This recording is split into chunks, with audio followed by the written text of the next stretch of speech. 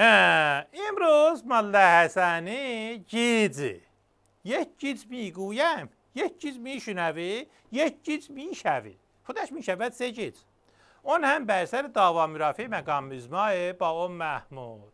مقام مزمع من که میگفتی من این محمود رو میخوام، اون هم میگفتی که این پدر منه.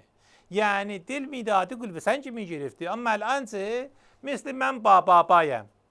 چقدر با شدی؟ جای یک بای اضافه انداختم من مربا شد تشدید پیدا کرده. خلاصه من خودم بچه بودم، برای خودم یک گدوخ گاماز نفهمه بودم. یک نفهم میگویم، یک نفهم شنیدم میکنه ها. همش آرزو میکردم با خودم که بابایم بمیرد که ارث او به من میرسد. اما بزرگی نرخچی شدم، حوزه که رفتم خجالت کشیدم که این چه ارزویی؟ به خاطر یک ارث آرزو میکنی که بابایت بمیرد؟ خجالت بکش. اونان sonra دیگر آرزو میکردم که اونو با ماشین بزنند بکشند که هم ارثی بگیرم هم دیه‌اش را از اون صاحب ماشین میگیرم. یعنی چه؟ یعنی اقتصاد سرم میشد که مقام ازما میگوید جهاد اقتصادی الکی نمیکنه. بعضی باز در از نگاه کرده چه بدبخت بینوایی دارم ها. آخه بینوا تو همانه که علامت هلال احمر را به تو نشان دادند و پرسیدند این چه؟ گفتی خطر نزدیک شدن ماه رمضانه. اصلا تو زهلم جت پیش برو بمیر چی به محیط زیستم خوب باشه.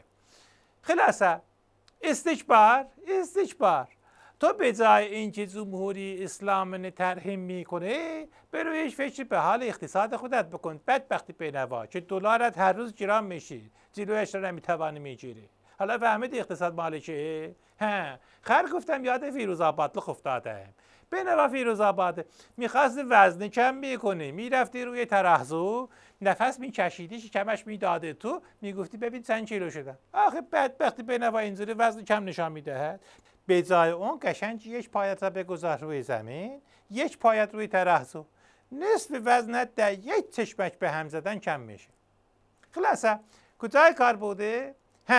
بحث فعالیت برون‌مرزی نظام جمهوری اسلامی بودی که فعالیت ما در مقابل استکبار، اقتصادی، فرهنگی، دیپلماتیکی، خلاصه سلاح آمیز از واشنگتن تا خاویار میانه.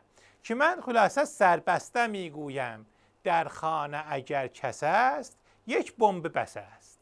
و سلام نامرسان تمام.